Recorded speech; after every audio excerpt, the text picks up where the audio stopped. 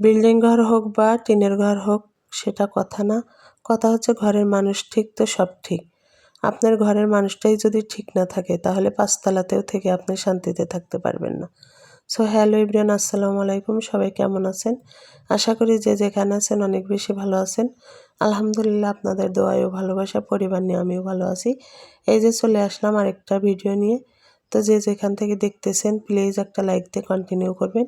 আশা করি একটু হলেও ভালো লাগবে। তো আজকে আমার এই ছোট্ট ঘরটা একটু উলটপালট করে গুছিয়ে নিব।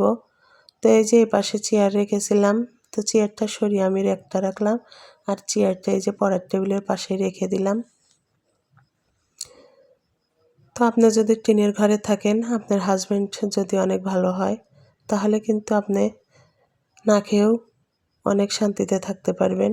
আর যে ঘরে দেখবেন টাকা পয়সা সোনা দানা অনেক কিছুই আছে কিন্তু স্বামীটাই ঠিক নেই, সে ঘরে কখনোই শান্তিতে থাকা যায় না। তো আলহামদুলিল্লাহ, আমার স্বামী সন্তান নিয়ে অনেক ভালো আছি। আর আপনারাও দোয়া করবেন আমরা যেন সারা জীবন এভাবে কাটিয়ে দিতে পারি। তো এই যে কথা বলতে বলতে আমি চেয়ারটা ওপাশে রেখে দিলাম, দিয়ে বিছানার চাদরটা উঠিয়ে নিলাম, আর এই যে খাটটাও ভালো করে মুছে নিতেছি। আসলে আমি আর এই ছোট্ট রুমটা যে শান্তি পাই, আমি কিন্তু আর কোথাও গিয়ে এই শান্তিটা পাই না। আসলে আমার এই রুমটা গোছানো থাকলে সারা দিনটাই ভালো যায়, আর মনের ভিতরে একটা অন্যরকম ভালো লাগা কাজ করে। আমি নিশ্চিন্তে একটা ঘুম দিতে পারি। তো আপনাদের সাথে শেয়ার করতেছি, তো দেখতে থাকুন, একটু হলেও ভালো লাগবে। আর যদি ভালো লেগে যায় তাহলে সাবস্ক্রাইব করে আমার সঙ্গেই থাকতে পারেন।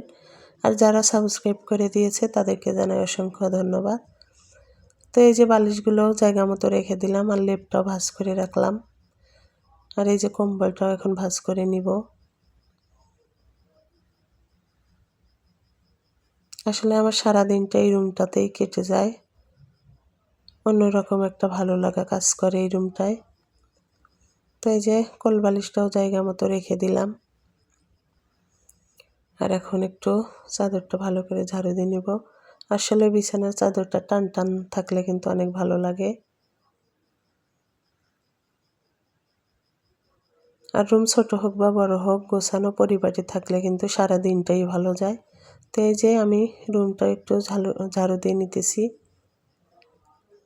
তো আমি অফ ক্যামেরায় ঝাড়ু দিয়ে নিয়েছি, আর এখন আপনাদের দেখিয়ে দিই কীভাবে গুছিয়ে নিলাম।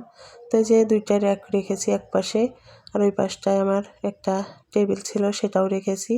আসলে টেবিলটা রাখার জায়গা নেই। তো এই যে ওখানে আমার ঝুড়িটা রেখেছি, আর ঝুড়ির উপরে একটা ফুলদানি রেখেছি, আর ও পাশে আমার স্টিলের শোকেসটা রেখেছি। আর এই যে মেয়ের পড়ার টেবিল, টেবিলের পাশে চেয়ারটা রেখেছি, আর এই পাশে ব্লেন্ডার।